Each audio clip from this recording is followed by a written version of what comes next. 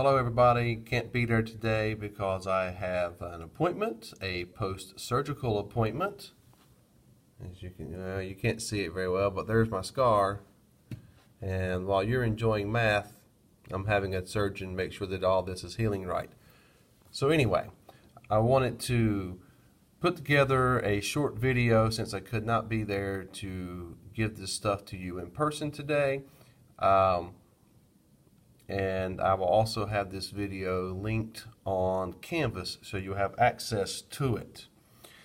Today we are going to be discussing inverses. We've already done that to a certain degree once this semester, but we're going to go into inverse functions a little bit more in detail today. Before we do though, we're going to in this lesson, we're going to be graphing the square root function.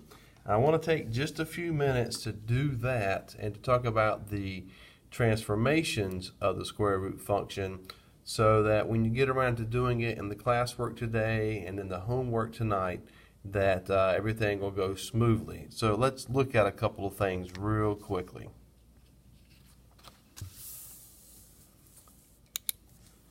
I'm going to graph the function y equals the square root of x. And here are my axes that I'm going to use. Now you've probably immediately noticed that my axes are off center. And there's a reason for that, because really and truly the square root function mostly occurs in the first quadrant. If we wanted to get some points so that we could graph them, we make a quick T-chart.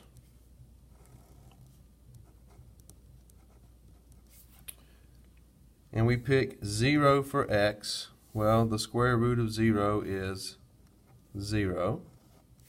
If we pick 1 for x, the square root of 1 is 1. Now I'm not going to pick 2 because the square root of 2 is something like 1.4. And I'm not going to pick 3 because the square root of 3 is something like 1.72. I'm going to jump to 4 because 4 is a nice square number. The square root of 4 is 2. And then I'm going to skip a bunch of numbers so I get up to 9. Because nobody wants to try to graph a decimal for the square root of 5, 6, 7, or 8. And the square root of 9 is 3. Now that's plenty of points for us to be able to graph to see what this square root function will look like. So as I graph each point, 0, 0, 1, 1, see, 1, 2, 3, 4, 2, 5, 6, 7, 8, 9, 3,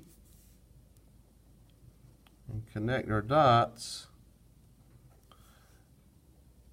And as you can see, the square root function looks kind of like a parabola that's been turned over onto its side. And we only get half of it because we want this to be a function. And if we were to graph the piece down here with the negative counterparts, then we no longer have a function. So this is what the square root function looks like.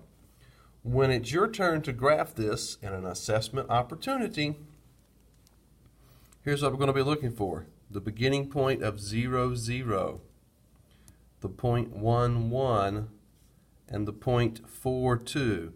Those 3 points will be sufficient, and then you can connect them. All right? So that's the square root function. Let's talk about moving the square root function around.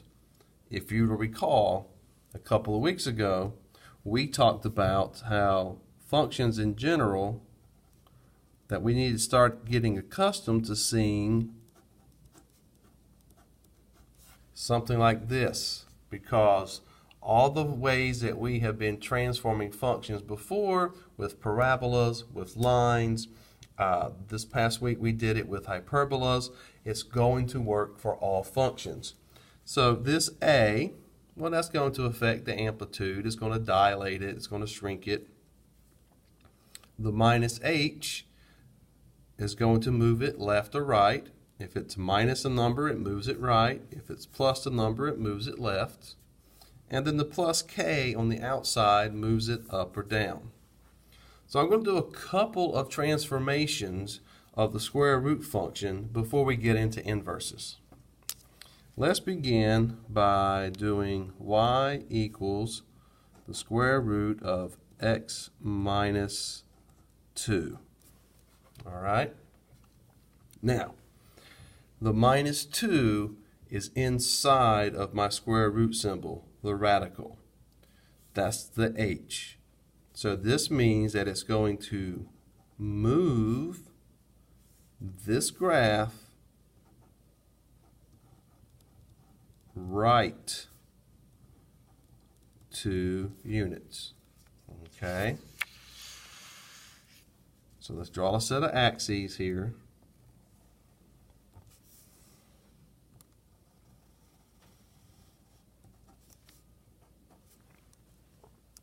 Normally, the square root function starts at 0, 0, but we've moved it right 2 units, so it's going to start 1, 2. It's going to start here. The next point we usually graph is the 1, 1, but we're moving that point 2 units to the right, so it's normally here. We go over 1, 2, and there we have it.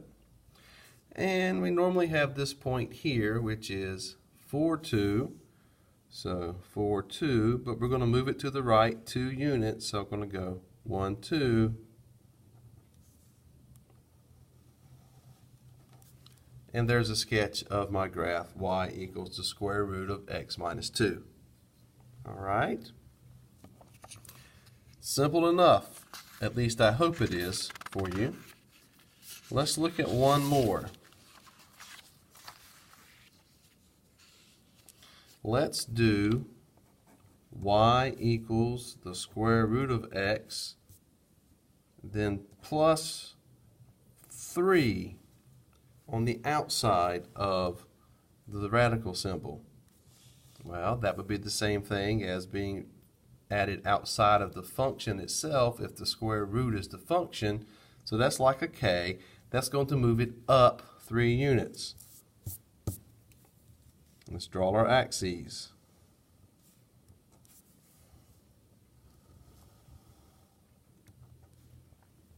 Normally, the square root function starts at 0, 0. We're starting at 0, 0. But this says to move it up 3 units. So we'll go 1, 2, 3. We'll start there. Our next point is usually 1, 1. That's this point here. I'm going to move it up 3 units. 1, 2, 3. Our next point is 4, 2. So 2, 3, 4, up 2. We're going to move it up 3 units. 1, 2, 3.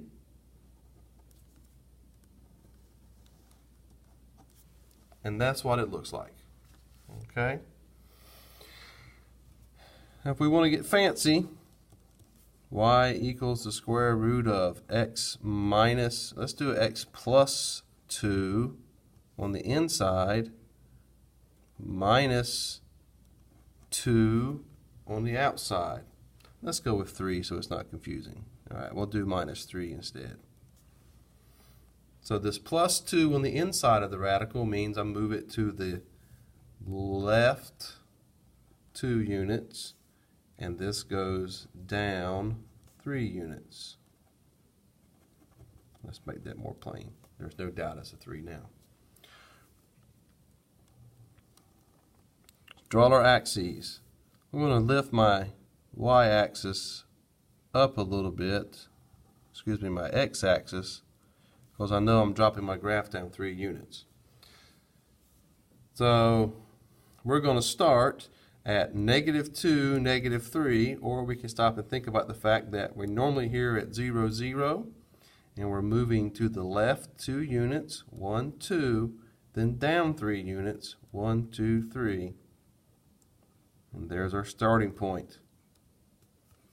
And then we go up 1 over 1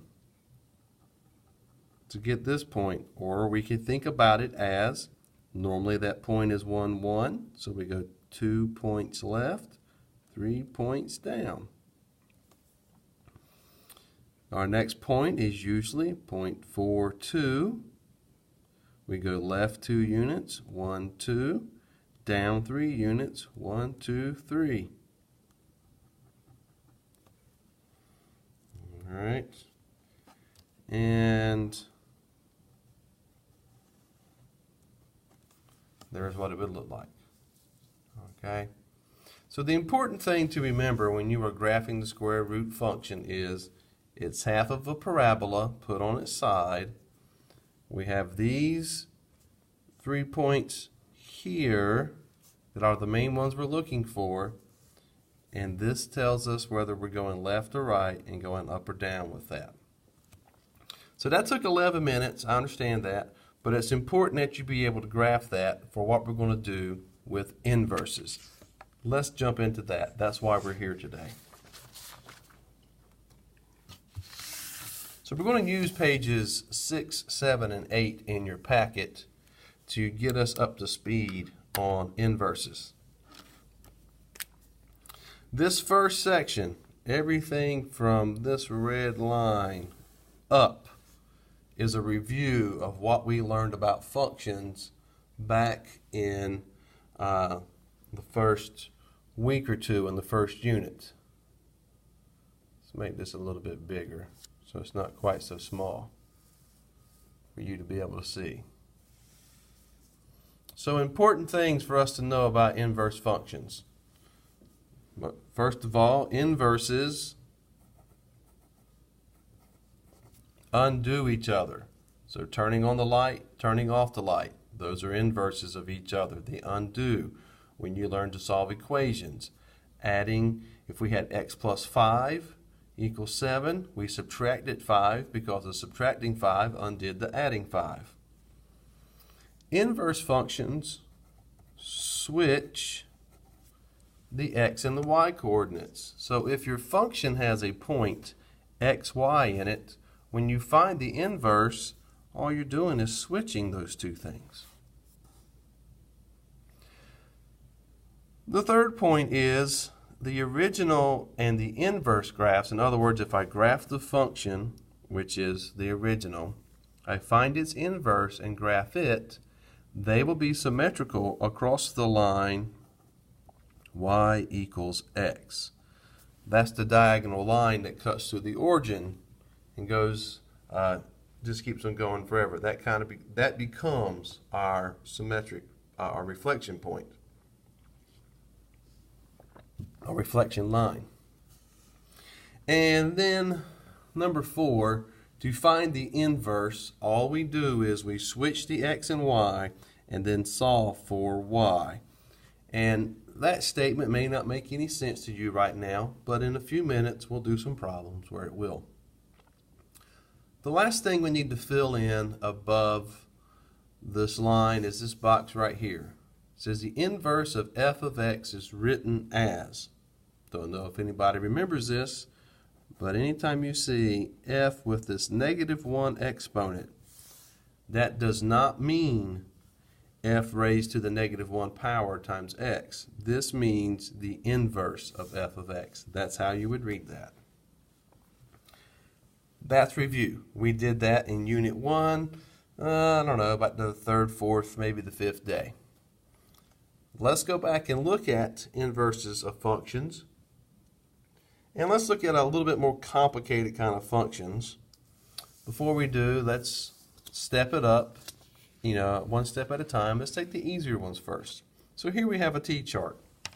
And I'm going to make the line here a little bit thicker so we can see that on one side of the line we have f of x. On the other side of the line we have the inverse of f of x. And up here at the top we said that inverse functions switch the x and y. So that's all we're going to do.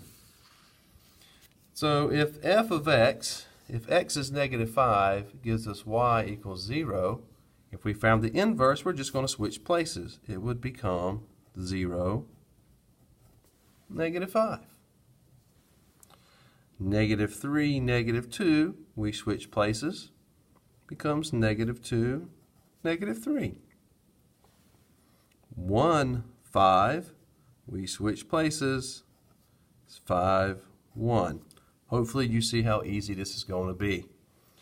2, negative 1 becomes negative 1, 2. 3, 3, well, we switch them, so now it's 3, 3, when it used to be 3, 3. And then 5, 6, we switch 6 and 5. So if you're ever given a t-chart and you're told to find the inverse for the function, that's all you do. You switch to 2 columns. Okay? Now, let's look at this graph. And we're told to find the graph of the inverse. Up at the top, fact number 3 said the original and inverse graphs are symmetric across the line y equals x. We could do this one a couple different ways. In pencil, I'm going to put that diagonal line of y equals x. Now notice that it is a 45-degree angle line. I'm going right through my corners. That's my line of reflection. I've got 2 different ways in which I can find these points. Before we graph any of them, let's label these so we can keep track of them. Let's label this point A, this point B. I'm going to label that point C, and label that point D. Because when I graph their inverse, I want to be able to match up the original point with its inverse.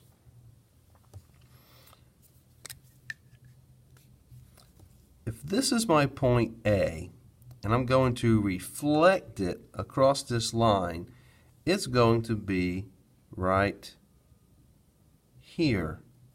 Now, the way that I know that is I look at these coordinates. The coordinates of this thing are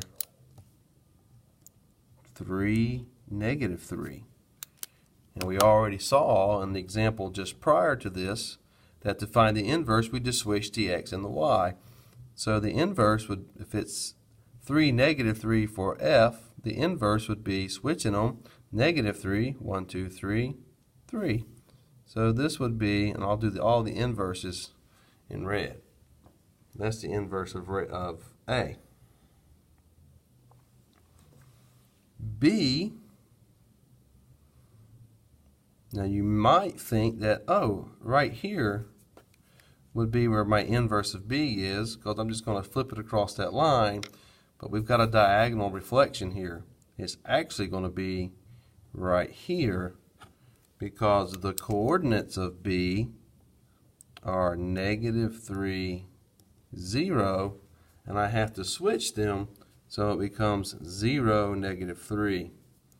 And then this becomes my B, my inverted B. C is going to be here because these coordinates are 0, 2. So I switch them, become 2, 0. And D, its points are 2, 4. So I'm going to go 4, 2. And that'll be D. And let's just go ahead and write those coordinates in here for this. This was 2, 4. So when we switch it, we get 4, 2. That's how you find the inverse of a graph. I'm going to keep on flowing through this thing. Feel free to hit pause at any time throughout to take notes, etc. Now, let's look at these. This is where that whole idea from number 4 up above that says to find the inverse, switch the x and y and solve for y. These were the kinds of problems that we did back in Unit 1. but all of those were linear. They were just like 3x plus 9. There were no exponents in there. Now we've added an exponent. It's not going to make it any more harder. We just got to keep track of what we're doing. So let's find the inverse of this function, f of x equals x squared. This is really saying the same thing as y equals x squared, because f of x is always the y coordinate. When I switch the x and y, be very careful. I don't take the exponent with me, I just take the variable. So this becomes x equals y squared. That's what we get when we switch the x and y. Our last thing to do now is to solve for y. We've got y squared. We don't care what y squared is. This is a function we have to undo. We want to just get plain y. And if y squared equals x, to find out what y is, then I'm going to take the square root of both sides. Alrighty. The square root of y squared, well, that's just y, which is what we were looking for. And there's nothing we can do to the other side, so the square root of x. The square root of x is the inverse of x squared. Let me stop and explain something here just for a moment. In case you're wondering, what the heck is he doing? Well, here's what I'm doing. Let's look at a plain old simple linear equation. Something like 3x plus 4 equals 8y. And we're going to solve that for y. Well, and I got to get rid of this 8, don't I? Well, the way I get rid of that 8 is I do the opposite operation. If the problem multiplies by 8, I do the opposite, and I divide by 8. But I've got to make sure I do it to both sides. So when I divide that by 8, I end up getting 3/8 x plus 1/2 equals y. Okay, that's a problem that we're used to seeing from Math 1, from Math 2, so we can put it in the y equals mx plus b form. We're doing the same thing here. We're trying to get rid of the stuff that we don't need when it comes to our variable y. And right now, this variable y has an exponent, and we got to get rid of that by taking the root. So if it's squared, to get rid of it, we take the square root. Let's look at another example to try to make it a little bit more plain. Here's our function, f of x equals x squared plus 3. I'm going to switch the x and y. Well, first I'm going to replace that f of x with y so we can see the switch. Then I get x equals y squared plus 3. Now it's probably tempting to go ahead and take the square root of everything first, but we don't want to do that. We want to let that exponent be the last thing we do. So we're going to subtract 3 from both sides. And we get x minus 3 equals y squared. Now we can get rid of the exponent by taking the square root of both sides. So our function then is f inverse x equals the square root of x minus 3. And of course over here, f inverse of x was the square root of x. The important thing is we wait till the last step to take this square root. Let's do one more. I'm going to start this up here to give me a little bit more room to work on this. So I have x equals 3y squared minus 2. That switches my x and y. I'm going to move the 2 over to the other side, so that's x plus 2 equals 3y squared. We've got that exponent, but we're not at the last step yet. We've got to get rid of this 3, so we're going to divide everything by 3. And that gives us x plus 2 over 3 equals y squared. Now we can take the square root of both sides. And I've run out of room.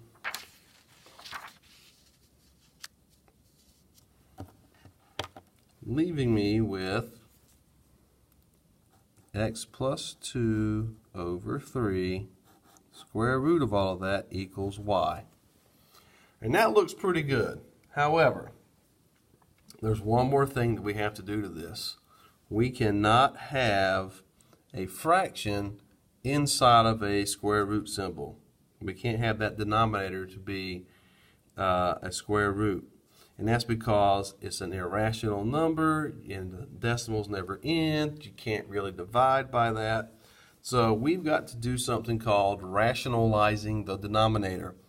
Hopefully you remember this. Here's what we do. First thing I'm going to do is I'm going to separate it like this. Square root of x plus 2 over the square root of 3. We can do that, okay? Whenever you have the square root of a fraction, you can separate it into the 2 pieces. Now, I don't want a square root in my denominator.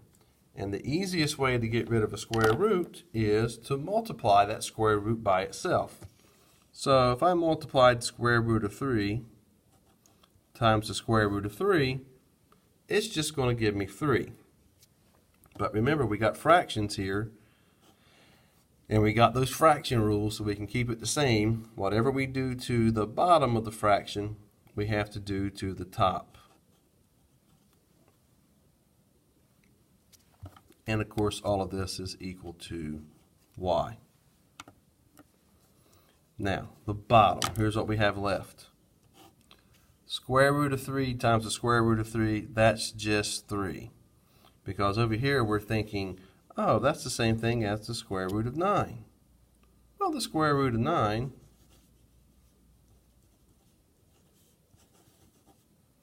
is 3. So that's why it's 3.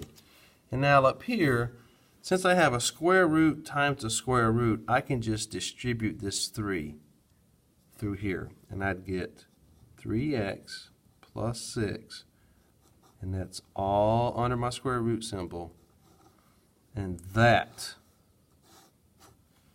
is my inverse function for this up here. And I apologize that there was not enough room there for you.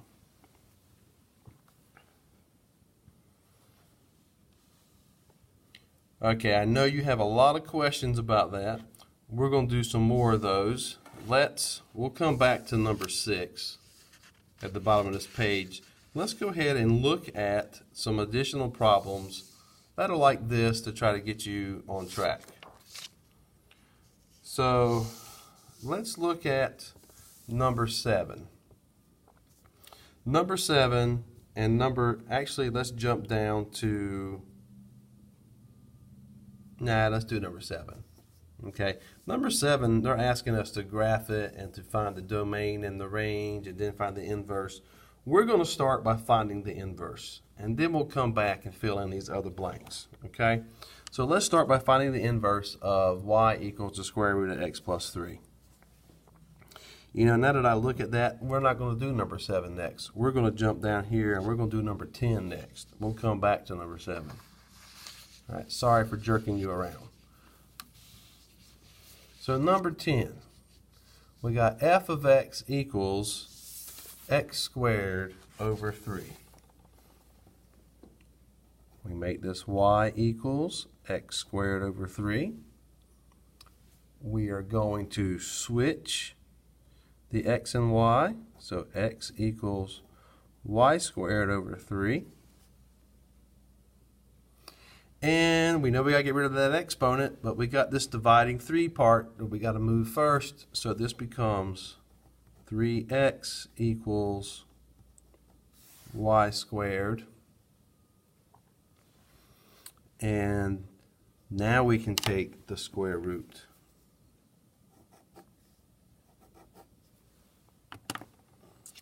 And we're left with the square root of 3x equals y.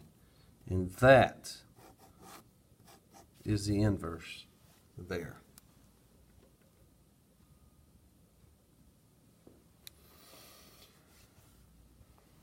Again, feel free to pause this, to ask any questions of the sub. Maybe she'll be able to help. We're going to jump on over to number 11. We're going to switch the x and y. So this becomes x equals parentheses y minus 4 squared.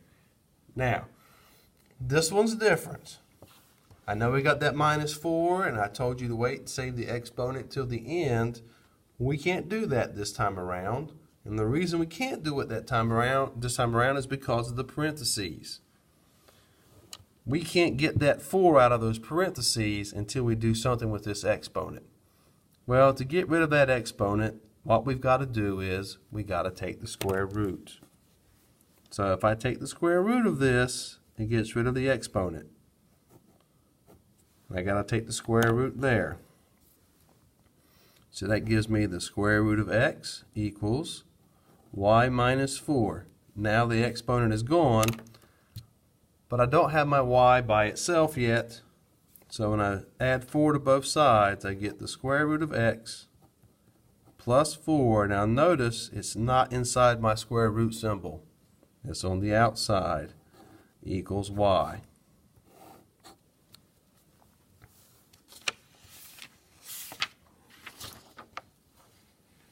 We're going to do one more with an exponent on it, and then we're going to go back and fill in these graphs and do some of these that have square roots already in them. Let's backpedal to number 9. Number 9, it's not really all that hard, not really all that different. We do have this cubed exponent though. And we'll talk about how to address that as we get there. So we make this y equals x cubed plus 2. We switch our x and y. We've got that exponent on that y. We don't want that there. But we're going to save it till the end. And we can save this one till the end because there's no parentheses locking everything up. So I'm going to move my 2 over. X minus 2 equals y to the 3rd power. All right. This has an exponent of 3. The way you undo an exponent of 3 is you take something called the cube root. And the way you write it is you still write the radical symbol, what most of us call the square root symbol, and we put a 3 in here because that tells us we're taking the cube root. And we do it to the other side as well.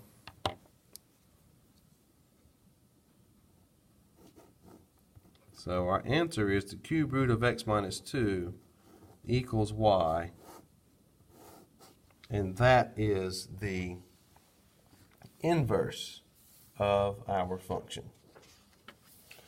I'm sure that you have some questions about what in the world's going on there. And when I return tomorrow, be more than happy to answer those for you. Okay? Let's go back to page 6 and get problem number 6, which we skipped. Y equals the square root of x. And this is why we took that time to graph those. Here's the graph that we did earlier. All right. I'm going to put the graph here, and I'm going to do the graph in black of y equals the square root of x over here. We knew it was 0, 0, 1, 1, and 4, 2. And I'm going to go all the way over to 9, 3. And there is our y equals square root of x. Let's talk about the domain and the range. And we want to write these in interval notation. Okay, the domain, that's our set of x's. When our x's start with 0, it includes 0. So I'm going to have a square bracket with a 0. And then it goes on forever to infinity. And since we can't ever really reach infinity, we put a parenthesis for meaning it never really reaches it. The range is our set of y's. Our y values also start at 0 and then go up and up and up and up, so that too also goes to infinity. And that's the domain and range for the square root of x. Let's find the inverse function and we'll graph it and find its domain and range. So we're going to switch the x and the y. So x equals the square root of y. And the best way to get rid of a square root is we square it. Okay? Squares and square roots undo each other. Cubes and cube roots undo each other. Fourth roots and fourth power undo each other. All right? So on the right hand side, I'm just going to have y. On the left hand side, it's going to be x squared. So my inverse function is x squared, which is a parabola, something you are accustomed to.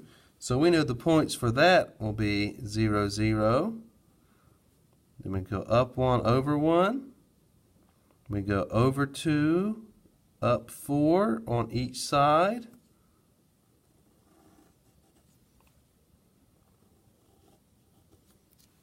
And there's what it looks like. And the domain of that starts at 0. Actually, it starts at negative infinity. So we're going to need to make that a parenthesis. So negative infinity, the positive infinity for my x's, because I got negative x's now. And my range is 0 to infinity.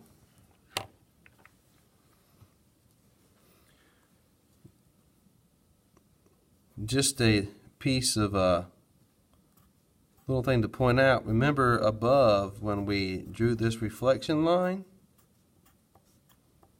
to do our inverse? Look at just this part. See how it's a mirror image over here? Okay, and we only get this piece of it because if I were to put this piece down here, this isn't a function anymore because it won't pass the vertical line test. And now you know why the square root function only has that one piece. Alrighty. We're almost done, folks. I know probably watching a video is probably not any better than listening to me, or seeing me, but it is what it is. Let's look at number 7, and then we're going to jump over to number 12. All right, in number 7, here's our function. Y equals the square root of x plus 3.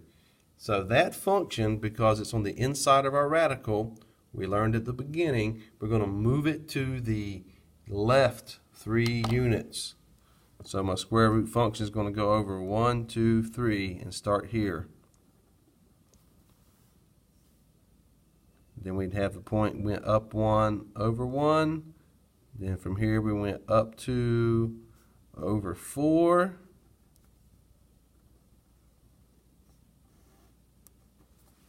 And there's the square root of x plus 3. The domain, x's start at negative 3 and go on forever. The range still starts at 0 and goes on forever. Let's find the inverse. We're going to switch the x and y. So x equals the square root of y plus 3.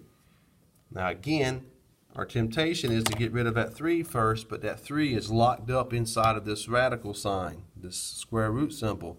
We got to get rid of that.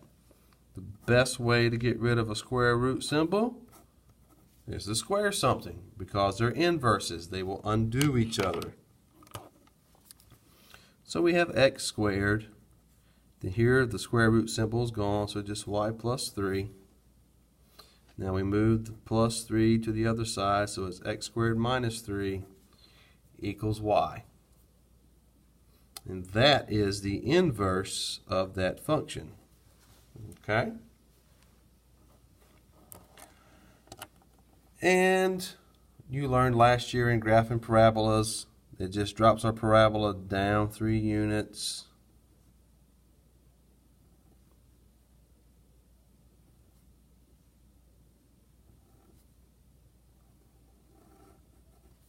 So here it is in red. And if we drew the reflection line, you can see how this piece gets mirrored over to this piece right here.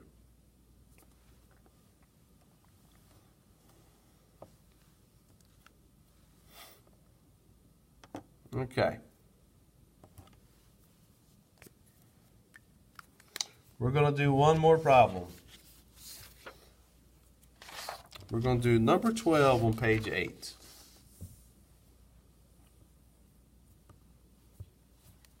And I want to do this one more problem just because it's got that square root piece in there. I want to make sure that you guys have this.